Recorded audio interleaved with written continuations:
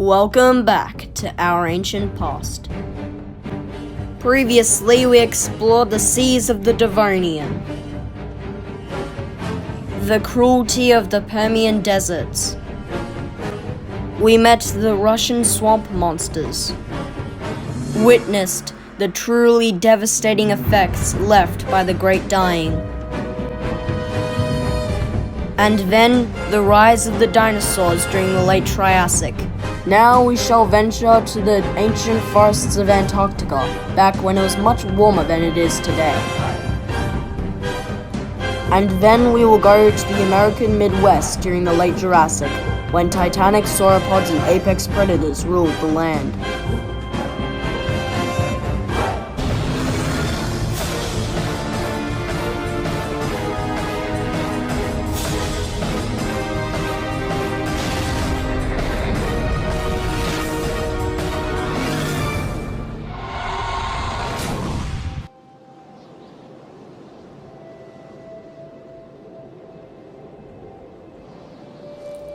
After 4 months of total darkness from the cold winter, signs of spring have just arrived.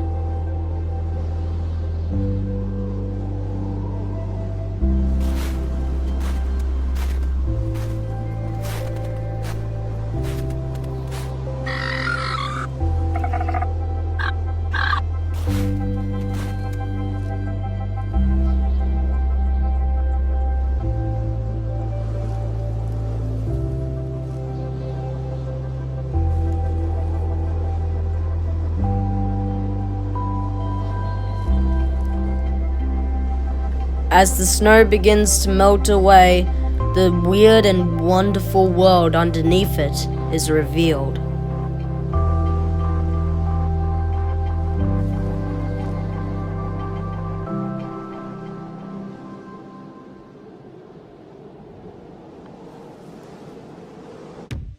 After the late Triassic, the supercontinent known as Pangaea split into two, Laurasia to the north and Gondwana to the south. What is now Africa, South America, Australia and India were connected to Gondwana, and of course, Antarctica. But during the early Jurassic, Antarctica was closer to the equator, making it much more warmer than it is today, allowing forests to become abundant. And with Antarctica being much more warmer than it is today, it was home to dinosaurs and other prehistoric life, including pterosaurs, early mammals, basal sauropodomorphs, coelurosids, and of course, Cryolophosaurus.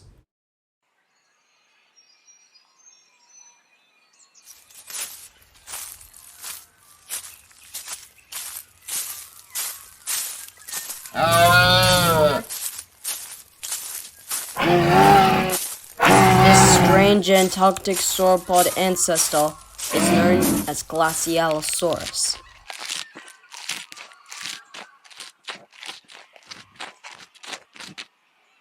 Apart from its long neck, Glacialisaurus is most recognizable for its sharp claws, which it would use to defend itself against predators.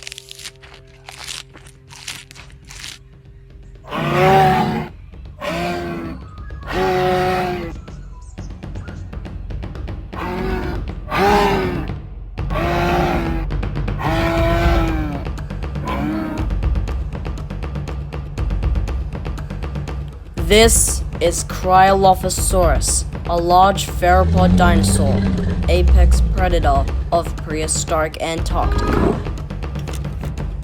This male Cryolophosaurus is fully grown, but he isn't exactly the most well-experienced hunter, so the element of surprise will be crucial.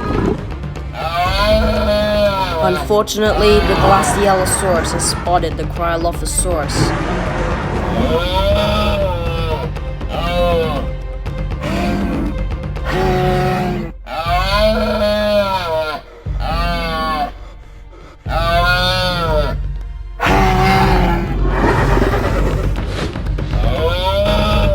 The Cryolophosaurus attacked too early, and now it has resulted in the Glacialisaurus being able to escape.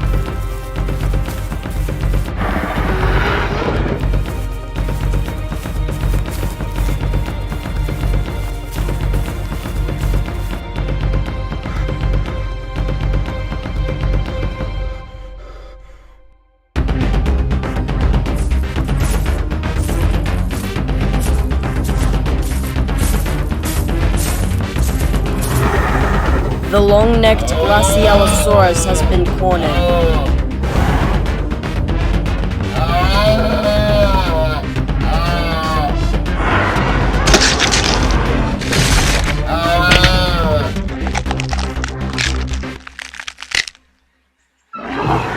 Consider this hunt successful.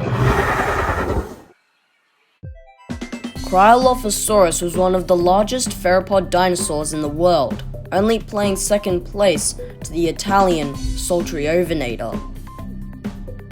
But nonetheless, it could still grow at lengths of up to 6.5 to 8 meters long and weighing up to 460 to 500 kilograms, which is larger than the Dilophosaurus of North America. Apart from its size, Cryolophosaurus is most distinctive for its unique head crest, which is reminiscent of Elvis Presley's hair, giving it the nickname Elvisaurus. Cryolophosaurus was the apex predator of its environment and rarely dealt with competition, making it a true ruler of prehistoric Antarctica.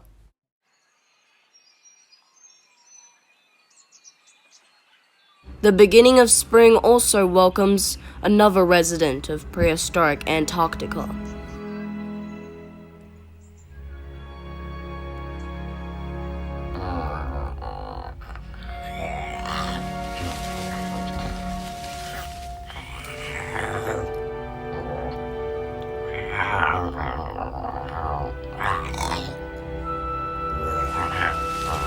This is Tritylodon. Just like Chiniquodon and Procynosuchus, it too is an early mammalia form.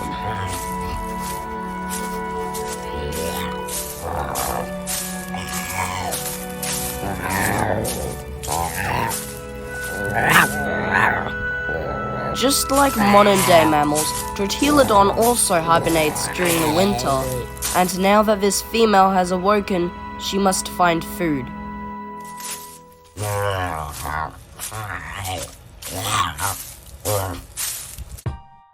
Hibernation is a survival tactic used by many animals in order to conserve energy to survive cold weather, horrible conditions, and lack of food.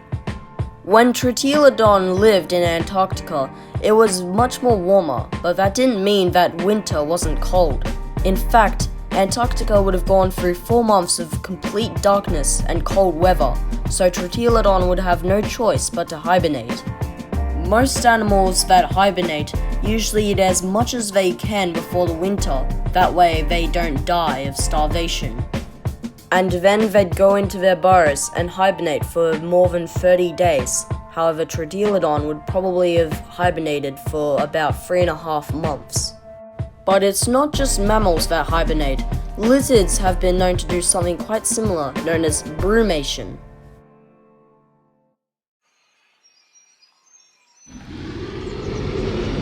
After eating his fill, the big male Cryolophosaurus decides to take a nap in the sun.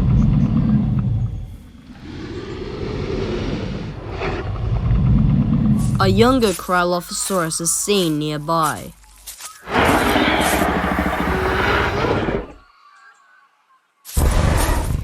With the big male Cryolophosaurus asleep, his prize is left unguarded.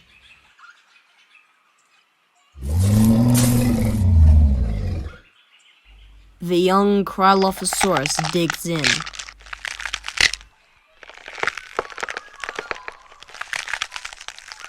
But the Cryolophosaurus's feast is interrupted by the Tritylodon.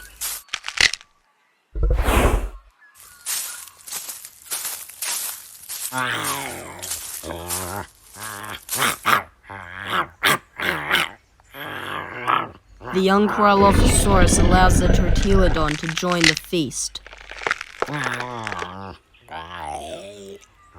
This is the first time the Tritylodon has eaten since the beginning of last winter.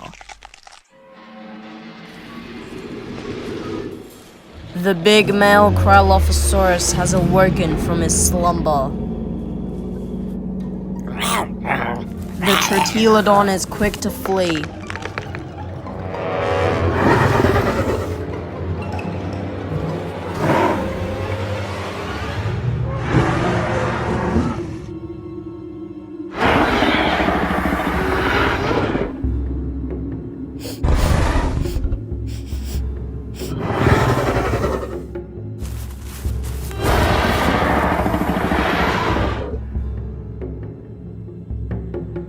The carcass has been spoiled.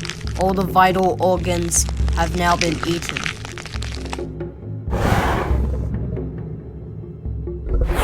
And thus, the Cryolophosaurus moves on.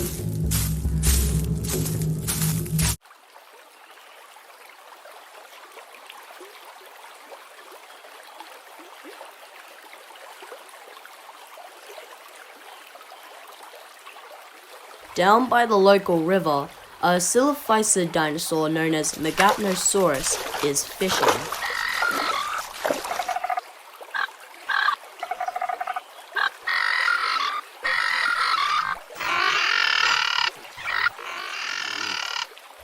While the Megapnosaurus looks for a target, nearby, a prehistoric turtle watches from a safe distance.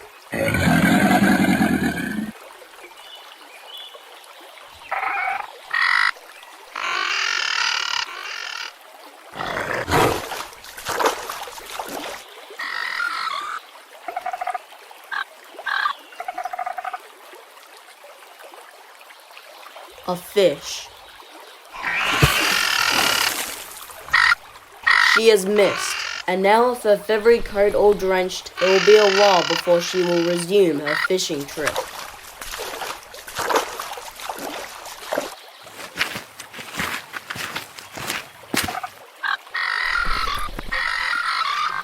In the meantime, she lays down and waits for the sun to finish drying her coat. The river has also brought other creatures down here as well.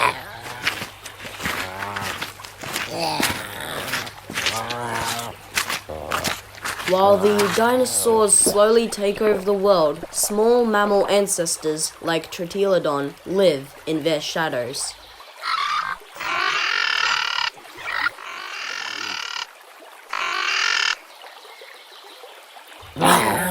Even this Megapnosaurus, which is quite small for dinosaur standards, is a giant compared to the Tritylodon.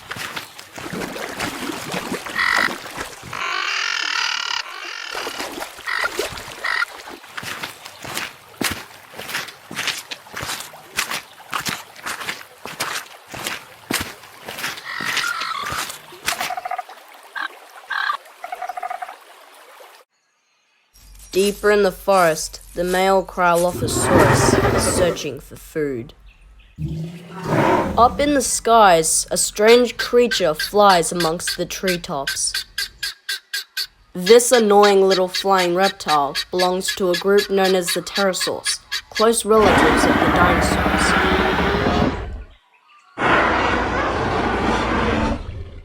This species of pterosaur is a polar dimorphodon, and a very territorial one at that. The Cryolophosaurus is quite confused as to why the polar dimorphodon keeps swooping towards him. But nonetheless, he still manages to outmaneuver the little pterosaur.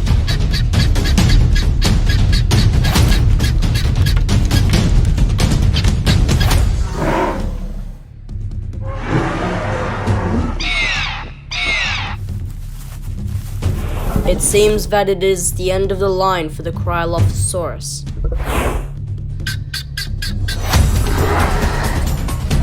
Or is it?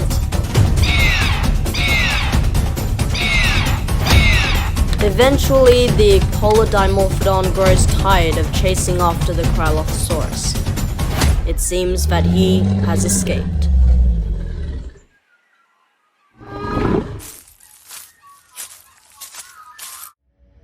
Contrary to public belief, pterosaurs are not dinosaurs. While they may have evolved along the same line as dinosaurs, they did branch off onto their own line. Pterosaurs were the first vertebrates to be able to take to the skies, and they adapted unique features for being able to accomplish this new ability to fly. Their wings were supported by an extended finger, which in life supported a thin layer of skin, which would help them stay up in the air. Early pterosaurs, including dimorphodontids like Polar Dimorphodon, had long tails that assisted in steering while in flight, but later on their tail would shrink in size in order to support longer wings.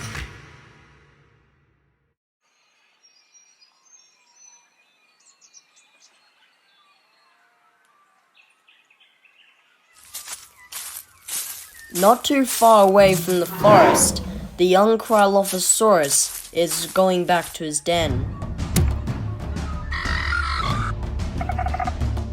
Megapnosaurus.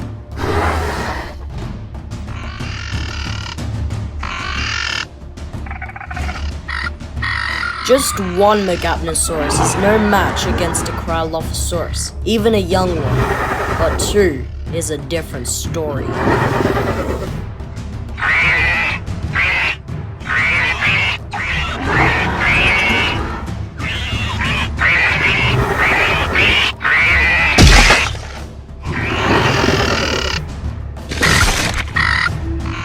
Make that free. The young Cryolophosaurus is surrounded.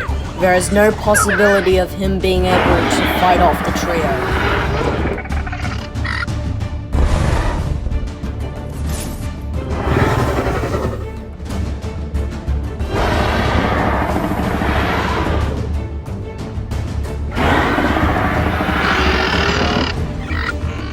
It may be 3 against 1, but the odds for the big Cryolophosaurus are much better.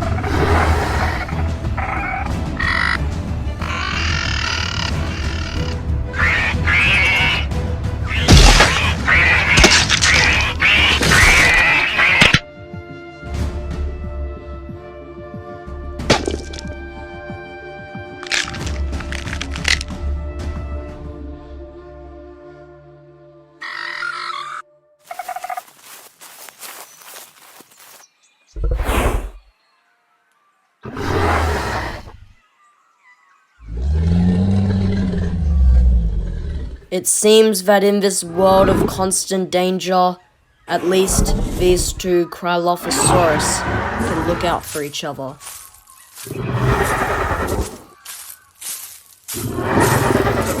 It's a win-win situation. The young Cryolophosaurus gets to live to see another day, and the bigger Cryolophosaurus gets a meal out of it.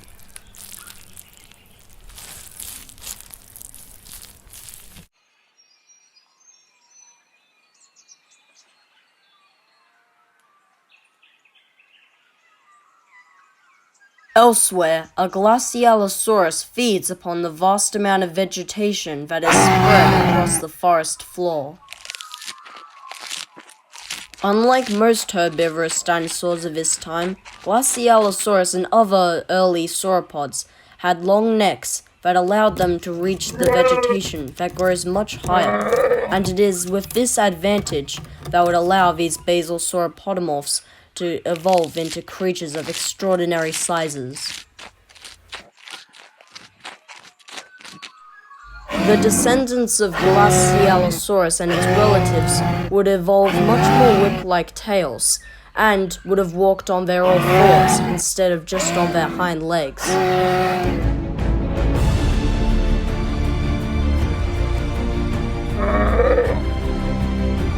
Something big has arrived.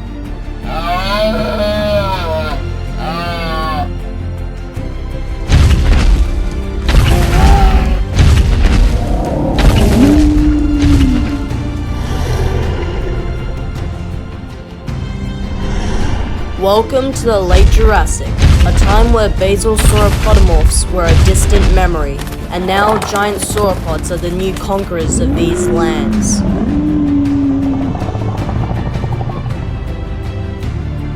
And it is here, especially in the American Midwest, where biodiversity in sauropod species has reached its all-time high, with giants including Diplodocus, Apatosaurus, and Brontosaurus being just a few of them.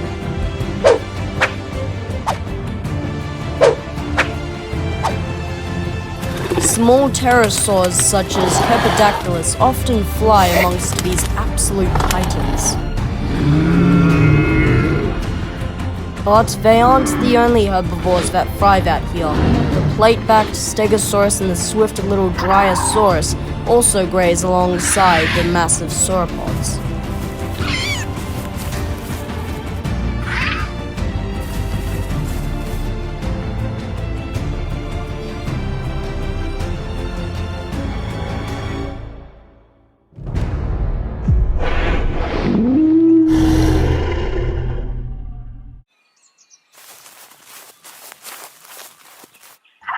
In this part of the forest, it is heaven for small dinosaurs like Dryosaurus.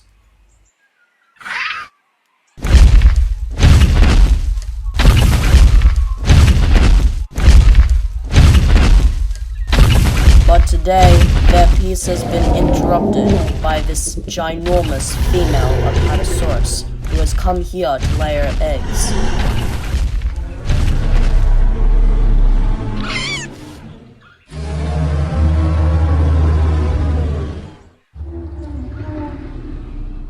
Her loud booming calls can be heard as far as up in the canopy of these trees.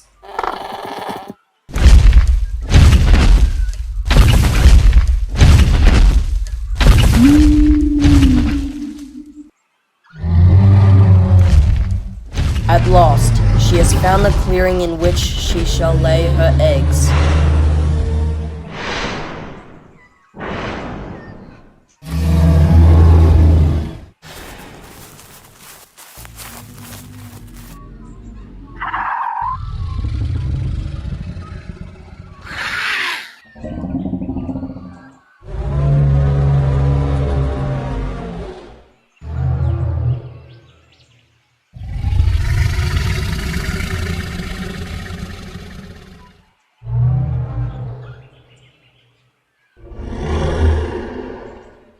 Each football-sized egg is placed carefully in a deep trench.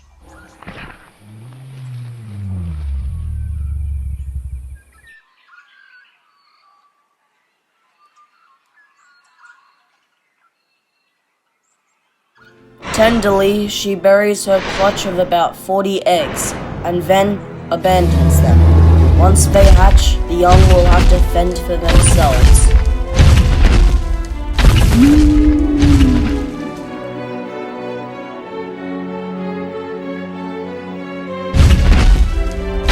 Now she is free to rejoin the herd and continue grazing out on the fern prairies.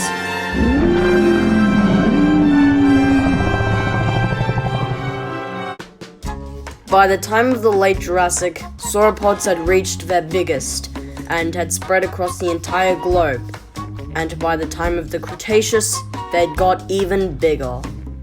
The first sauropods evolved during the late Triassic, with small little omnivorous critters like Chromogosaurus being some of the first. And then in the early Jurassic, the Antarctic Glacialisaurus reached the bar even higher. And even after sauropods had proven that they were the biggest around, they still had to raise the bar even higher by diversifying and taking different shapes and sizes, like the Amargasaurus, which is quite unique and lived in what is now South America. Some, like the Argentinosaurus, were the biggest land-living animals that had ever existed, while others, like the Europasaurus, are only about the size of a modern-day giraffe, which is quite small for sauropod standards, but nonetheless, they are still the undisputed rulers of our ancient past.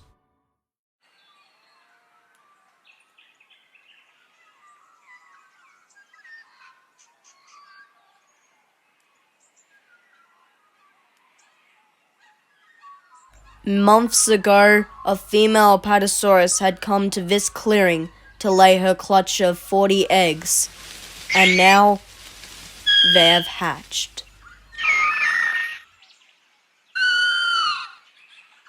Emerging from the pine needles are only 6 survivors. But unfortunately for the little sauropodlets, they'll have to escape this Coelurus before they are able to make it deeper into the forest, where they will be safer. The sauropodlets waddle away from the Coelurus as fast as their tiny little legs can carry them. But the 6th survivor isn't so lucky.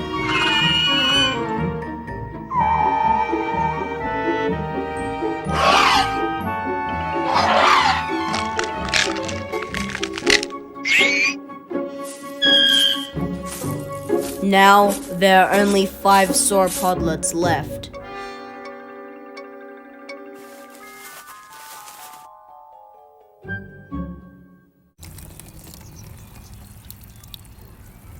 Elsewhere, an Allosaurus is marking his territory. Urinating on the foot of his tree lets other Allosaurs know that this is his domain.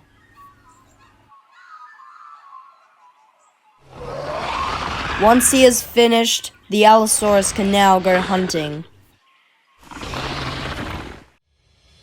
In the American Midwest, Allosaurus had to live with some of the biggest herbivores and also some of the biggest carnivores, like Saurophagnax, Torvosaurus, and the slightly smaller Ceratosaurus.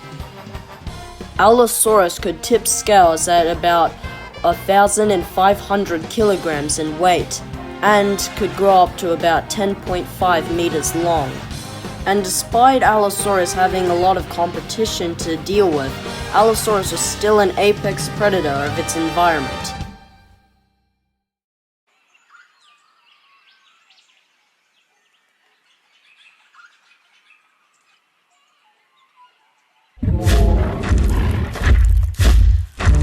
Out on the prairies, a very strange herbivorous dinosaur comes to graze.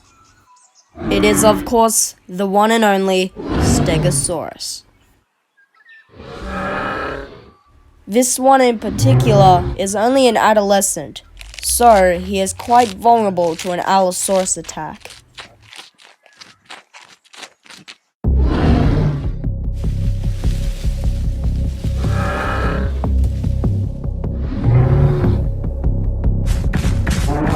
The Allosaurus has been caught in the act. His hunt has come to a devastating halt. He may be young, but this Stegosaurus certainly isn't no pushover. With his sharp phagomizers, he could impale the Allosaurus with just one swipe. In order to successfully make this kill, the Allosaurus will have to improvise.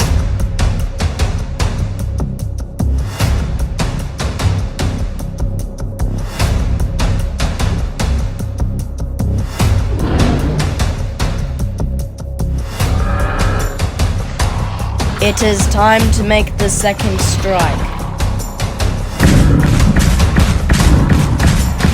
But the Stegosaurus has other plans.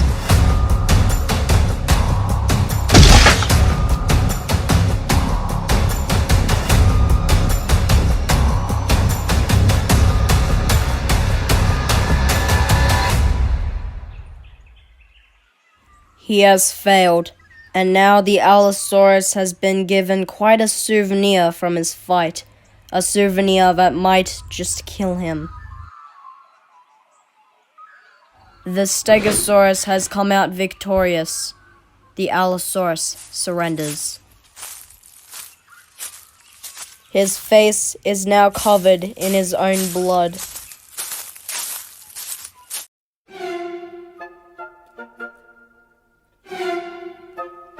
Elsewhere, a male Kepodactylus is preparing his stage in order to court a female.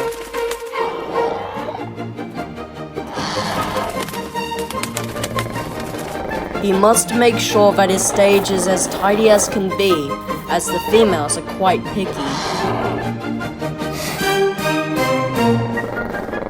Up in the trees, a female is perched on this branch and watches as the male continues his busy work.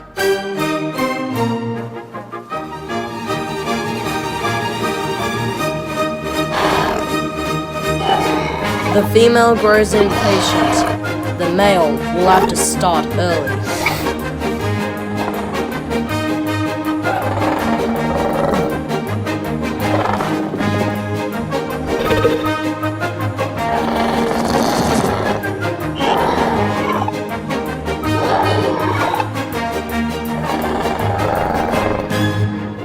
He starts his dance with simple head bobbing, but if he wants the female to stick around, he's gonna have to kick it up a notch.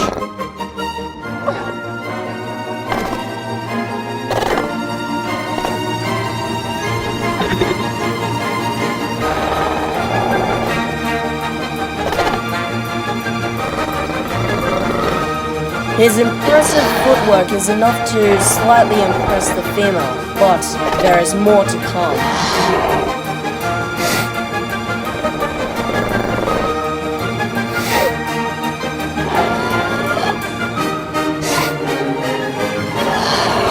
His brightly colored wingtips are put to the test.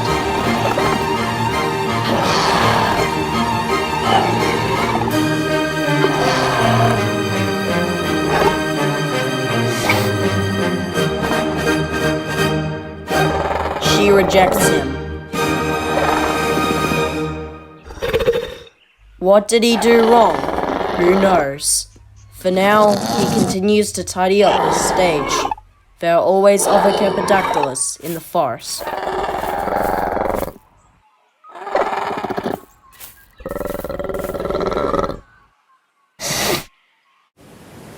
In the forest, the peaceful sounds of prehistoric birds chirping have been bombarded by the sounds of this ginormous waterfall.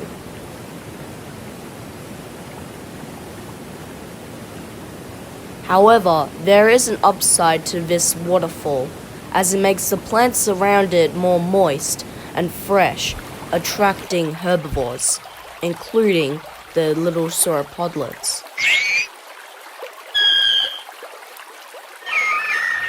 After being attacked by the Coelurus, the sauropodlets have figured out that staying close to larger herbivores like this Stegosaurus, they won't be worrying about being attacked for a while.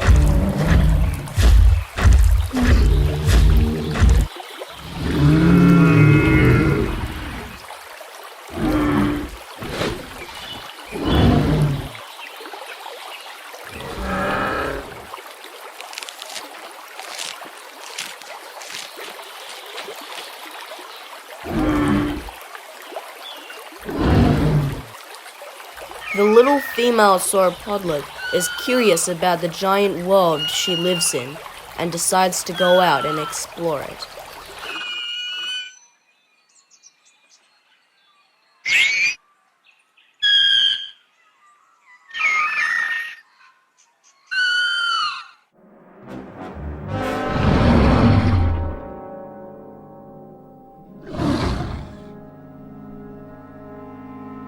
Ceratosaurus.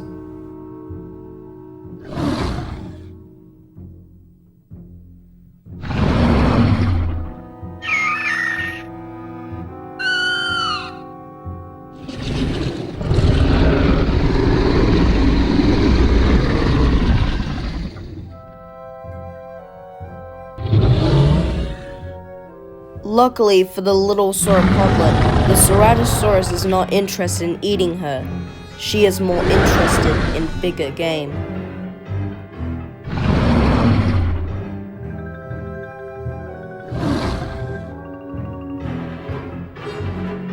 But it seems that the pair of Ceratosaurus are going in the same direction as the Fern Canyon. The sauropodlet will have to get there first so she can warn her brothers and sisters.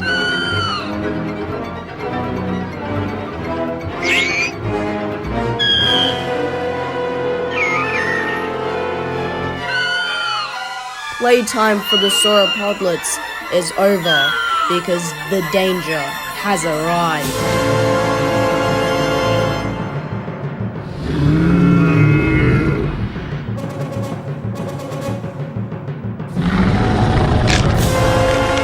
The male Ceratosaurus is quite happy eating his prize, but the female Ceratosaurus is here for bigger prey.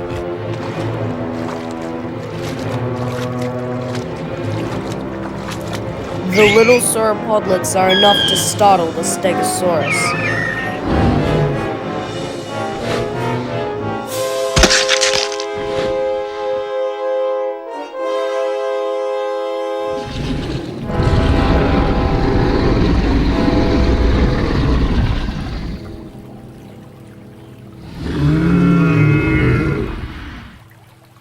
The Stegosaurus uses the dead sauropodlet caught between its phagomisers to intimidate the female Ceratosaurus.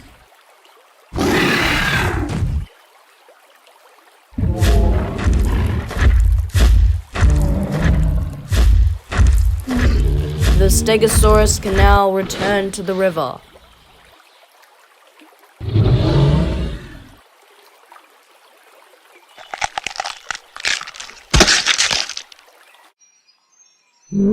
Out on the open prairies, the sauropod herd have made themselves quite at home.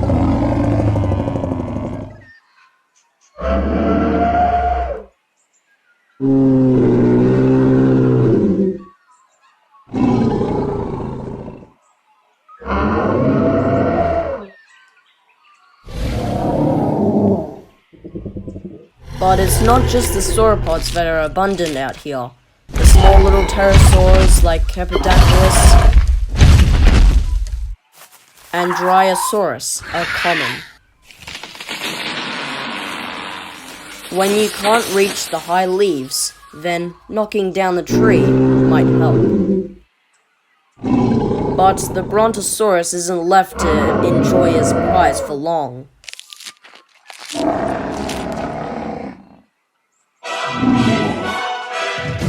A battle shall begin.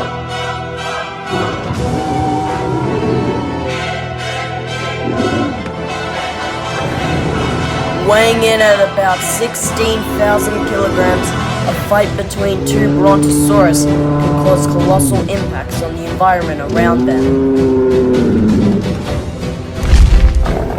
The Brontosaurs slam their air-filled necks against each other, but soon this fight will become more intense.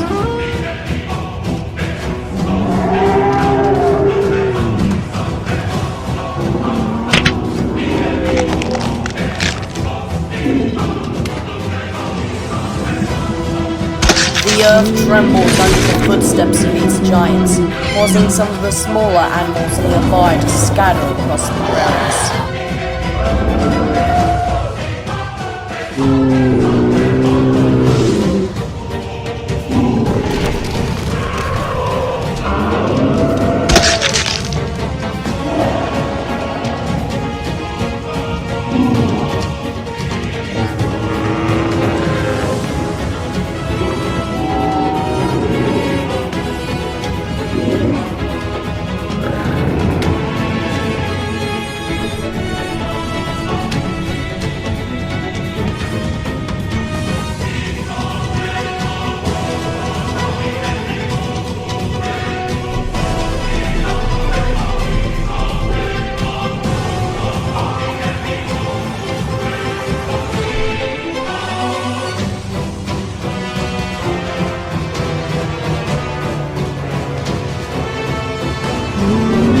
Finally, we have a winner.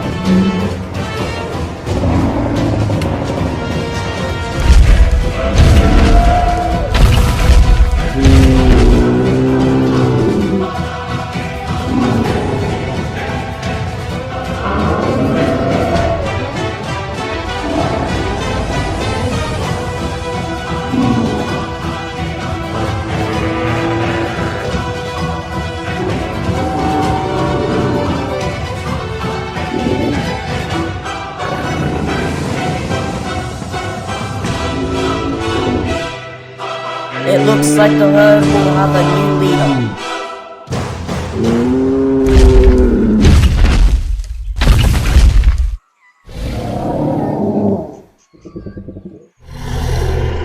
Or maybe not.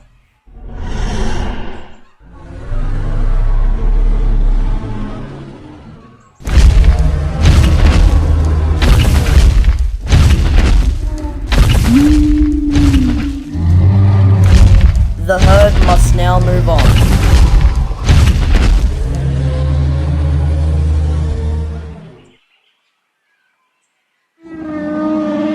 The loser is left to die.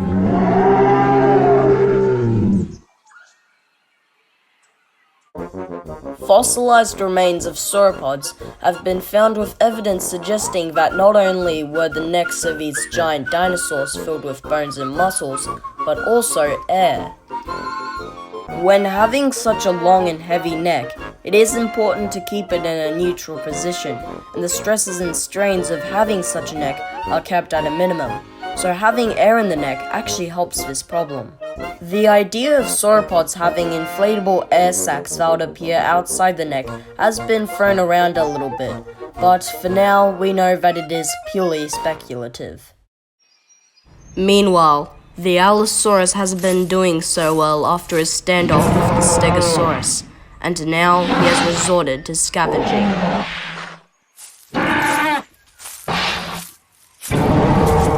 At this pit of mud lies the dead body of this young Brontosaurus, who seems to have sunk in it. It is a jackpot for the Allosaurus. But the Allosaurus is not the only scavenger who has come here.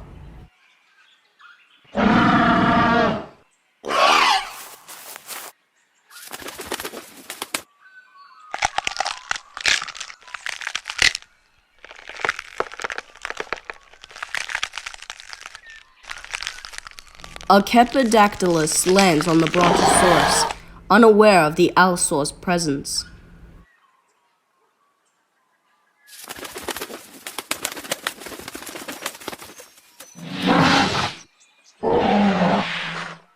After scaring off all the smaller scavengers, the Allosaurus moves closer to the corpse.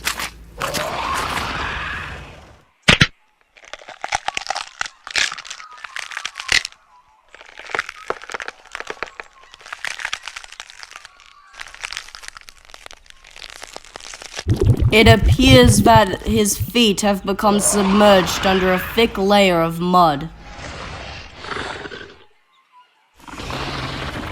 He tries desperately to escape, but that just makes things worse. He is now immobile and vulnerable.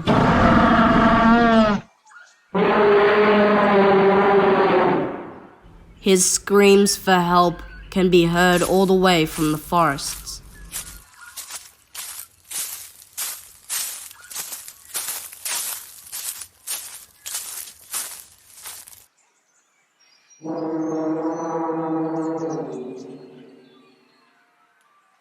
The Allosaurus will be an easy victim for the Ceratosaurs.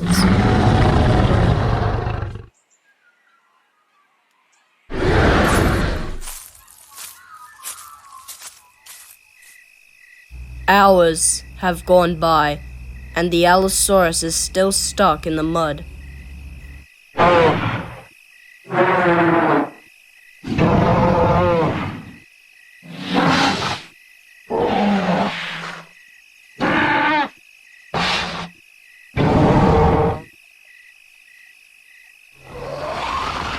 His urgent cries for help have so far gone unanswered.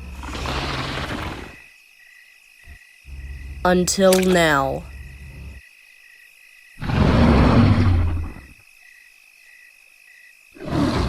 In the pitch-black gloom of midnight, the Allosaurus can't see anything, giving the Ceratosaurus the element of surprise. The Allosaurus knows there's something hiding amongst the reeds. He just doesn't know what it is.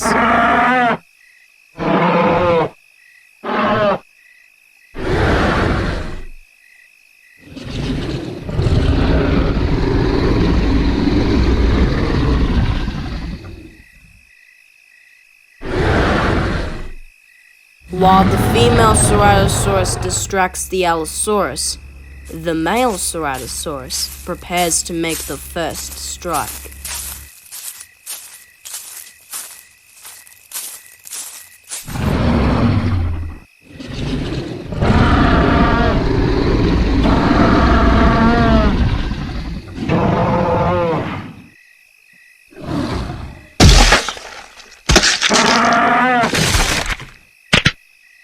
The Allosaurus is now aware of the Ceratosaur's presence. He is in great pain. The female Ceratosaurus takes this opportunity to make the second strike, but she attacked too early.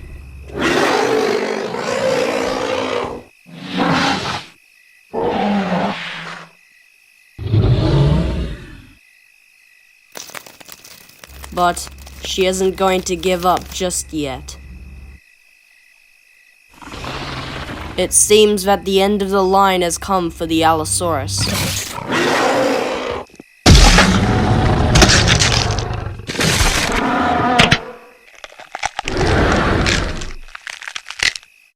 As the sun rises upon a new day, the results of last night's battle are revealed.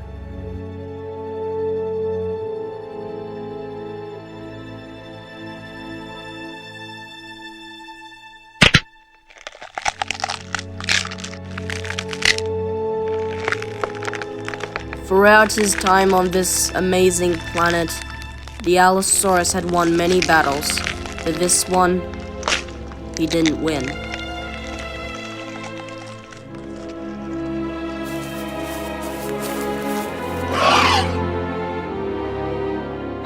Now his corpse shall be shared amongst the scavengers.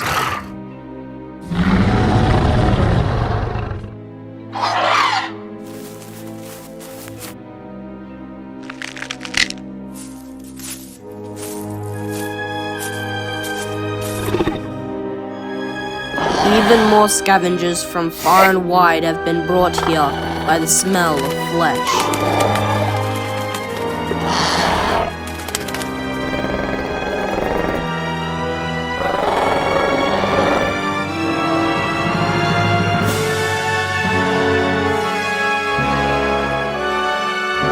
The grand life of this Allosaurus has now come to an end. Out of the 6 survivors, only 3 sauropodlets have survived. It's hard to believe that one day these watermelon-sized baby dinosaurs will one day grow into absolutely ginormous 22,000 kilogram titans.